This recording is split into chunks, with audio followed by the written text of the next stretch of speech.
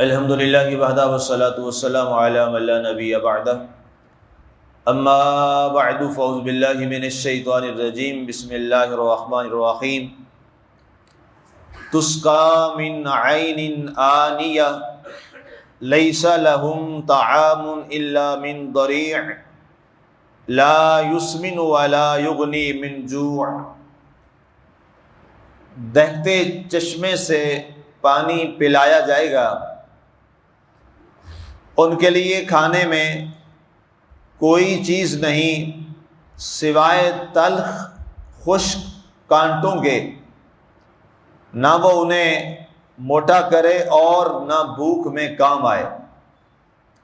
سامعین، آج ہماری سورہ الغاشیہ کی آیہ مبارکہ نمبر 7 تک کی تلاوت و ترجمہ کا شرف نصیب ہوا۔ سورۃ الغاشیہ میں ہماری گفتگو جو چل رہی ہے وہ ڈھانپ لینے والی قیامت کے حوالے سے ہماری گفتگو جاری ہے۔ کل ہماری یہاں تک بات پہنچی کہ تصلی نارا حامیہ، کہ وہ لوگ جو مشرک، کافر، منافق اور بد عمل اور بے عمل ہیں، انہیں بھڑکتی ہوئی آگ میں ڈالا جائے گا۔ اس کے بعد ارشاد فرمایا تسقى من عین آنیہ، فرمایا جب انہیں آگ میں ڈالا جائے گا اور یہ جلیں گے تو اس کے بعد یہ جہنمی لوگ شدید پیاس میں تڑپیں گے اور اس پیاس کی شدت میں پانی کے لیے بار بار التجا کریں گے۔ العطش العطش یہ الفاظ آتے ہیں کہ ہائے ہم پیاس سے مر گئے، ہم پیاس سے رسوا ہو گئے، ہماری پیاس بجھائی جائے۔ ظاہر ہے اس جہنم کی آگ میں جب جلیں گے تو اس جلنے میں اس کی آواز ہی ہوگی۔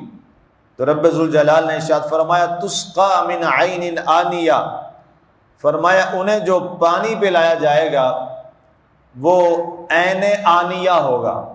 اچھا، عین آنیہ کسے کہتے ہیں؟ حضرت عبداللہ ابن عباس رضی اللہ تعالی عنہ فرماتے ہیں کہ یہ عین آنیہ سے مراد ہے ایسا پانی جو خود دوزخ کے اندر پانی کے آگ کے ساتھ ابل رہا ہوگا تو اسے عین آنیہ کہا جاتا ہے۔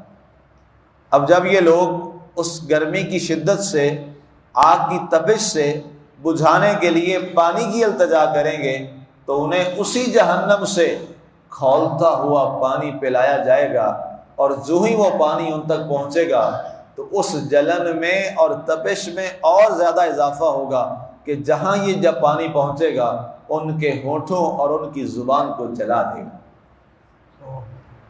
استغفر اللہ استغفر اللہ اللہ یاسر۔ اب بعض نے کہا کہ عین آنیہ سے مراد کیا ہے؟ یہ خود ایک دوزخ کی ایک قسم ہے۔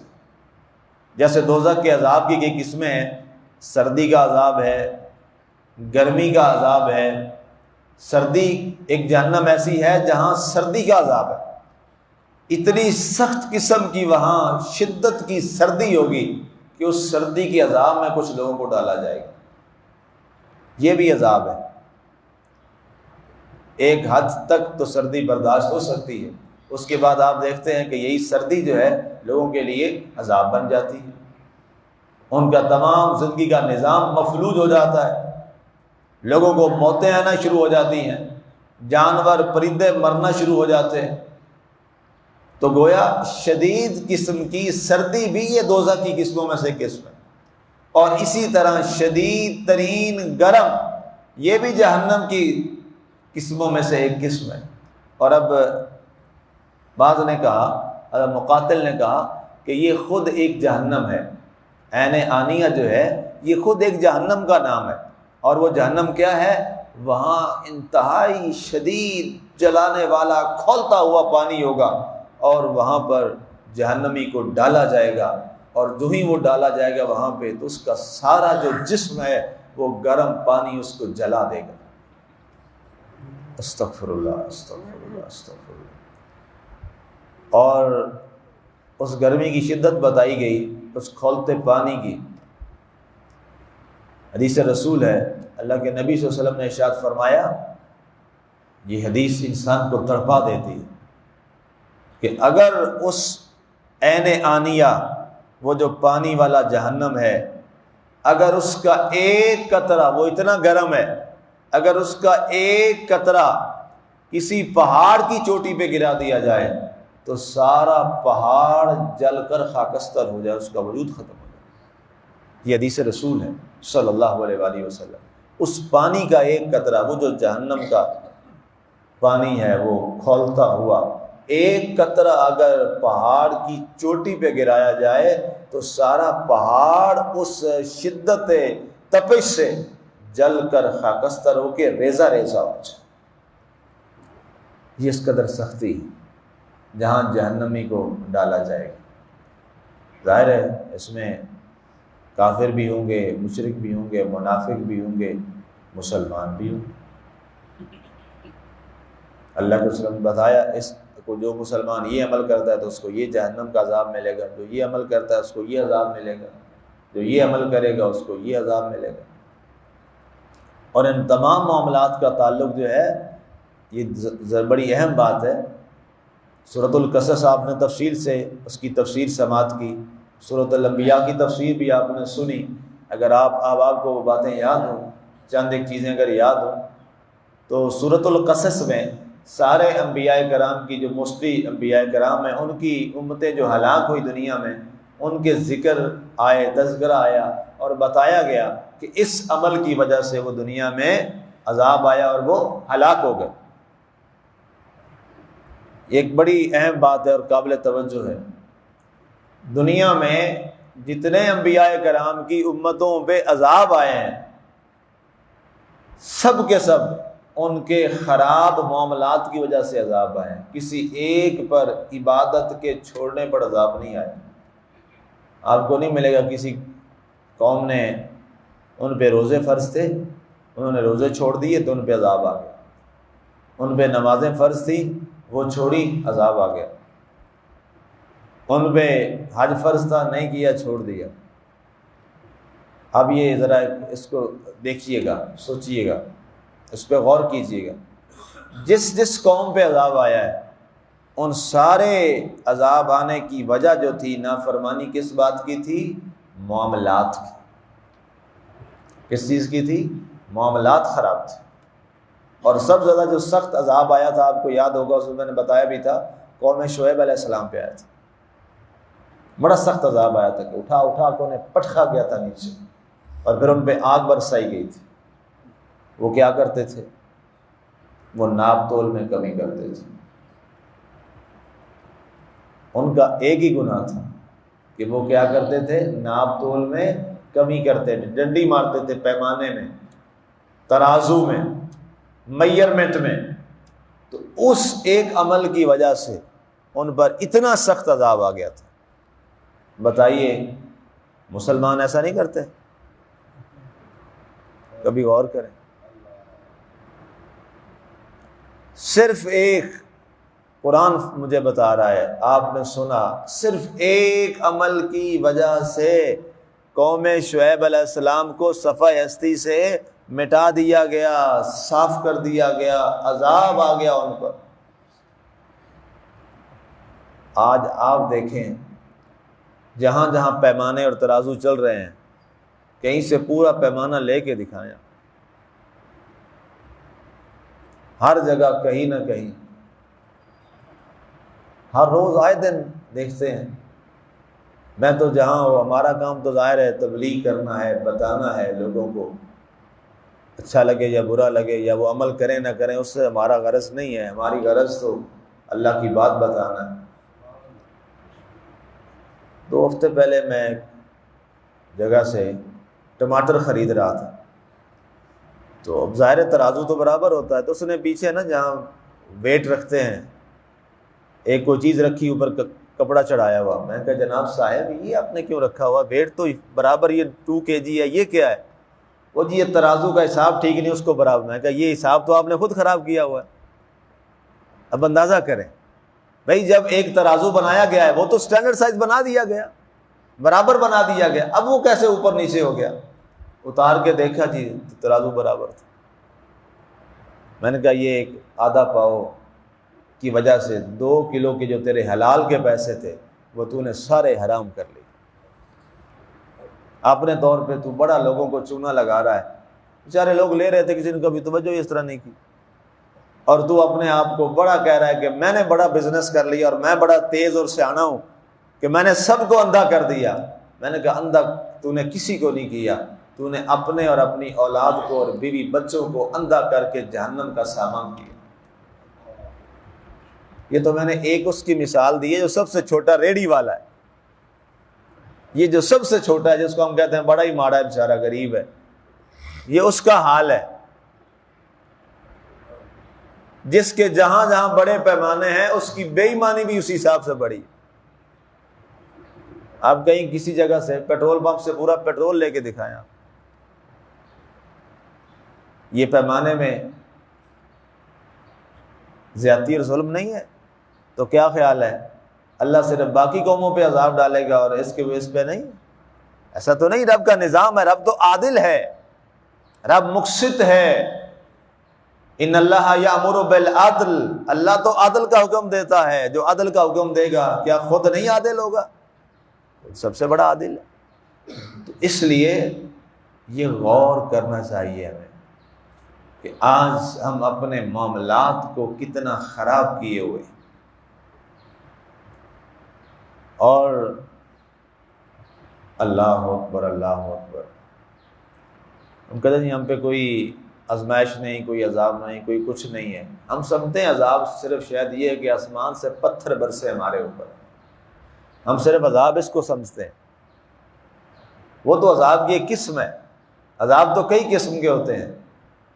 اور واصف علی واصف صاحب نے ایک بڑی خوبصورت بات لکھی، سبحان اللہ، وہ کہتے ہیں عذاب الہی،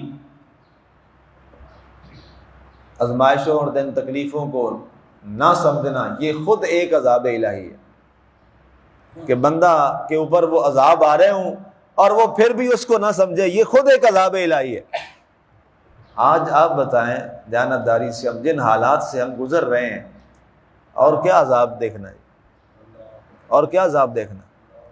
آپ اخبار روزانہ پڑھتے ہیں، میں ڈیلی اخبار پڑھتا ہوں، آپ بھی دیکھتے ہوں گے، پڑھتے ہوں گے، ٹی ویوں پہ سنتے ہوں گے۔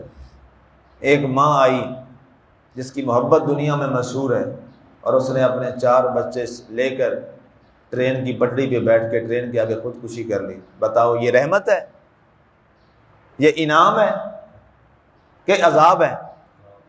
آپ بتائیں، روزانہ نہیں ہو رہا جی، ایسے ڈیلی ہو رہا ہے۔ کیوں ہو رہا ہے؟ کبھی سوچا کس وجہ سے ہو رہا ہے؟ حالات کی تنگی، مصائب، پریشانیاں، تکالیف، یہ خود ایک عذاب۔ اب پتھر نہیں برسیں گے، اللہ نے وعدہ کیا ہے، ظاہر ہے وہ پتھر اب نہیں برسیں گے، لیکن یہ کیا ہے؟ یہ رحمت تو نہیں ہے، یہ تو رحمت نہیں ہے، یہ تو طے ہے۔ رحمت میں خودکشیاں نہیں ہوتی، رحمت میں لوگوں کے حق نہیں چھینے جاتے، رحمت میں لوگوں کی عزتیں نہیں لوٹی جاتی۔